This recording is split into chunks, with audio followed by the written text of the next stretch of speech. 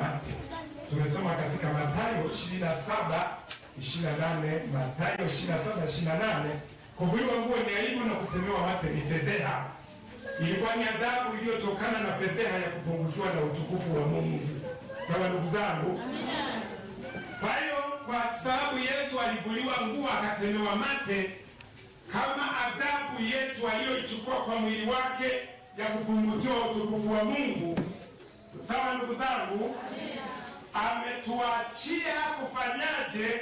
Ametuachia maagizo. Mambo ya Walawi 11:44. Mambo ya Walawi 11:44. Mambo ya Walawi 11:40 ngapi? Na 4. Tusome hapo Mambo ya Walawi 11:44. Mambo ya Walawi sura ya 11:44, neno la Mungu linasema, kwa kuwa mimi ni Bwana Mungu wenu. Kwa kuwa mimi ni Bwana Mungu wenu. Takaseni nafsi zenu basi. Takaseni nafsi zenu basi. Iweni watakatifu. Iweni watakatifu. Kwa kuwa mimi ni mtakatifu. Kwa kuwa mimi ni mtakatifu. Bwana asifiwe sana. Amen. Yaani Yesu alipokuja kwa mwili wake akachukua sasa ile aibu akavuliwa nguo, akafedheheshwa na kutemewa mate kama adhabu ya Adamu wa kwanza kupungukiwa na utukufu wa Mungu, ambavyo vilizaa wenye dhambi wengi duniani kujikuta hawana utukufu wa Mungu. Yesu akachukua aibu hiyo, akachukua fedheha hiyo mwilini mwake ili aende nayo pale msalabani.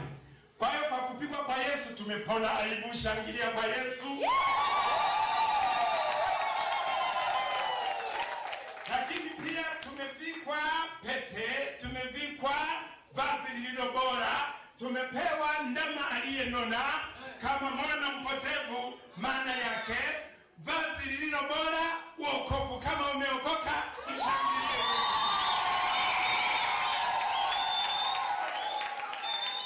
Wokovu ni vazi lililo nini wapenzi? Wokovu ni vazi lililo namna gani? Lililo bora. Lakini pia zawadi ya pili, pete kidoleni. Kuna pete ya ndoa, kuna pete ya uchumba. Pete ya ndoa bado mpaka kwenye karamu ya Mwanakondoo. Kwa sasa hivi kuna pete ya uchumba. Pete ya uchumba anaitwa nani? Roho Mtakatifu.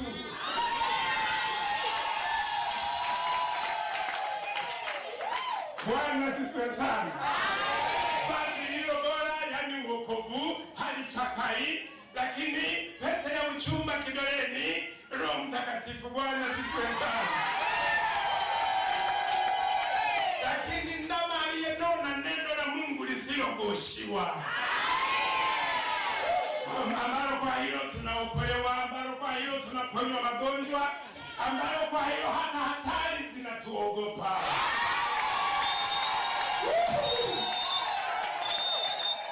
Bwana asifiwe sana. Hiyo hatua ya 4. Kwa kupigwa kwa Yesu nasi tumepata kupona, na kufufuka kwake ni mbora waliolala. Atakapotokea watakuja pamoja naye. Mauti na kuzimu havina ya kutisha tena. Kashinda, kashinda, kashinda, kashinda.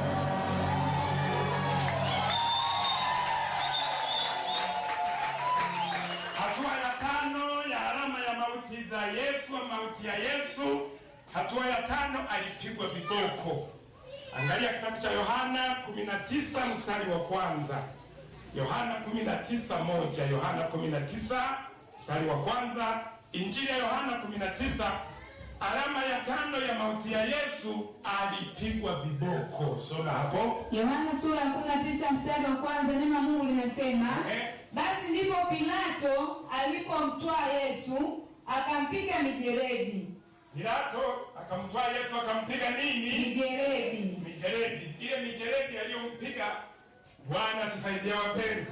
Amen. Kile kiboko kilikuwa ni fimbo, lakini ilikuwa na vitawi 7. Ilikuwa na vitawi minyororo 7, na kila kwenye ncha kulikuwa na chuma kama ndoano. Kwa hiyo alipotandika vile vyuma vikaingia mwilini, alafu akavuta akarudia ya pili, vikaingia mwilini. Vile viboko viwili hesabika kiboko kimoja, na kila vilipoingia vilizama kwenye mwili. Anatikisa, akivuta anarudisha, vinazama kwenye mwili, halafu akivuta na hesabu kiboko kimoja. Ndio maana alivuja damu na maji, akaishiwa kabisa hata kabla ya kwenda msalabani. Ikawa shida hata kulibeba lile msalaba, kwa sababu damu na maji vilikuwa vimefanyeje? Vimeisha. Alipigwa viboko. Viboko vilisababishwa maumivu ya ukweli mwilini mwa Yesu. Hiyo ni alama ya 5. Alama ya 5 ya mauti ya Yesu.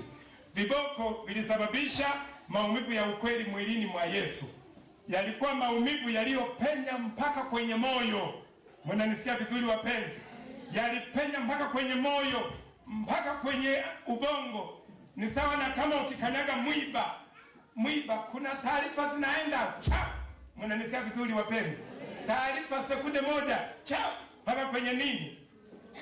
Mpaka kwenye ubongo. Bwana tusaidie sana.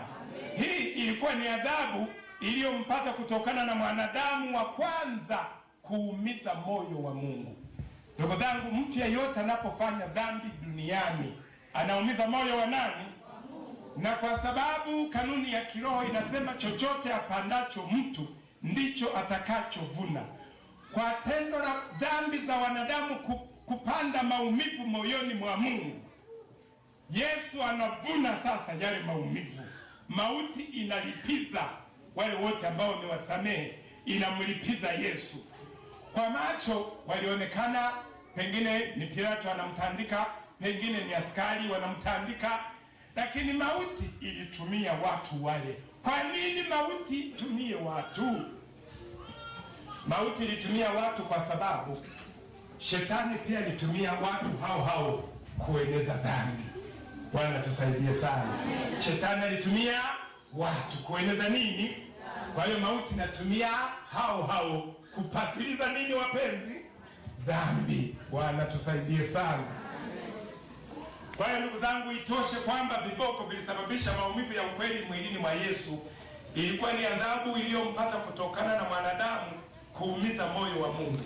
Hata sasa ndugu zangu, kama maisha ya mtu yanaumiza moyo wa Mungu, anajiwekea akiba ya maumivu atakayopatilizwa siku ya kufanyeje? Siku ya kutoa hesabu. Bwana tusaidie sana. Alipigwa misumari kwenye miguu, alipigwa misumari kwenye mikono, alipigwa misumari kwenye miguu, alipigwa misumari kwenye mikono. Sawa ndugu zangu? Kwa nini miguu ya Yesu ilitobolewa misumari? Miguu ya Yesu ilitobolewa misumari kama adhabu ya miguu ya Adamu wa kwanza, ya miguu ya Adamu wa kwanza na mkewe kuendea. Tendo lile la miguu ya kwanza bustanini kuendea dhambi, ile miguu ilipaswa ipatilizwe. Sasa Yesu wakati analipa fidia kwa dhambi za ulimwengu, miguu iliyoendea dhambi, mnanisikia vizuri ndugu zangu, ilipigwa misumari. Vile vile na mikono. Kwa nini ilipigwa misumari? Mikono iliyochuma tunda. Mikono iliyofanyeje wapenzi? Iliyochuma tunda ilipigwa misumari. Miguu ya Yesu ilitobolewa misumari kama adhabu ya miguu ya Adamu wa kwanza kuendea tunda na mke wake. Adhabu hiyo aliifanya kwa ajili pia ya miguu mingine yote duniani inayoendea mabaya. Yaani kama mguu wako unakupeleka kufanya dhambi, ukitoka unatoka umeharibu, ukitoka utarudi umeharibu, huo mguu haukutakii mema. Mnanisikia vizuri wapenzi? Unajitoa sadaka kwenda kupigwa kiberiti kwenye ziwa la moto. Bwana tusaidie sana. Hiyo alama ya ngapi wapenzi? Ya 6. Alama ya 6. Alama ya 7. Alama ya 7, Yesu alichomwa mkuki. Jitu moja lilienda kwa madaha kabisa. mfalme wa Uyahudi, mfalme wa Uyahudi, huku liko linalenga kabisa katikati ya ubavu wa kushoto. Mfalme wa Uyahudi, mfalme wa Uyahudi. Nikazingisha mfalme wa Uyahudi, zingisha ule mkuki ukapanda mpaka kwenye moyo. Nilipohakikisha umefika kwenye moyo, nikautikisa tikisa. Mfalme wa Uyahudi, sikilizia basi, sikilizia. Mnanisikia vizuri wapenzi? Wataalamu wa Biblia wanasema huyo bwana alikuwa askari mmoja ambaye jicho moja lilikuwa limepofuka kisa vitani.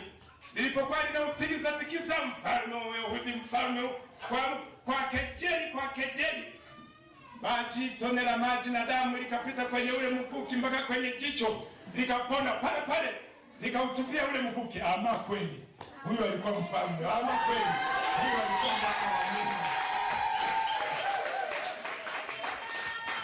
Ndio maana ukifuatilia Biblia kuna askari waliokiri hakika huyu alikuwa mfalme, alikuwa mwana wa Mungu.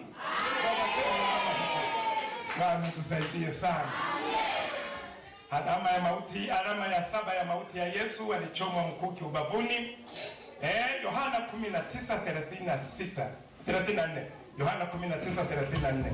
Yohana sura ya 19 mstari wa 34. Neno la Mungu linasema, lakini askari mmojawapo alimchoma ubavuni mkuki, na mara ikatoka damu na maji. Bwana tusaidie sana. Yohana hiyo 19:34, lakini askari mmojawapo alimchoma ubavu kwa mkuki.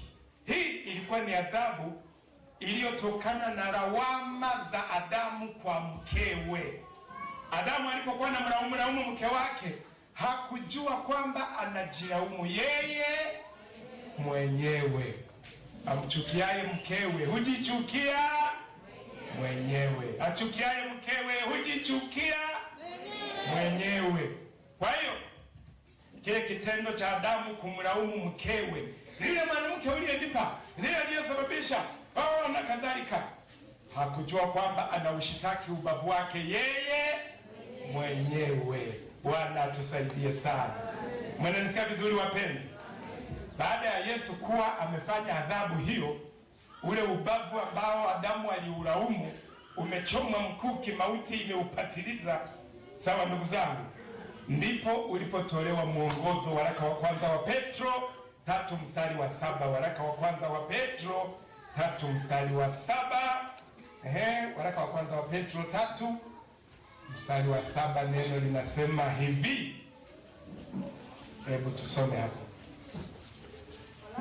Wa kwanza wa Petro 3 mstari wa 7. Waraka wa kwanza wa Petro sura 3 mstari wa 7, neno la Mungu linasema, kadhalika ninyi waume, kadhalika ninyi akina baba, kaeni na wake zenu kwa akili. Ishia tu hapo. Kaeni na wake zenu kwa akili. Adamu hakutumia akili.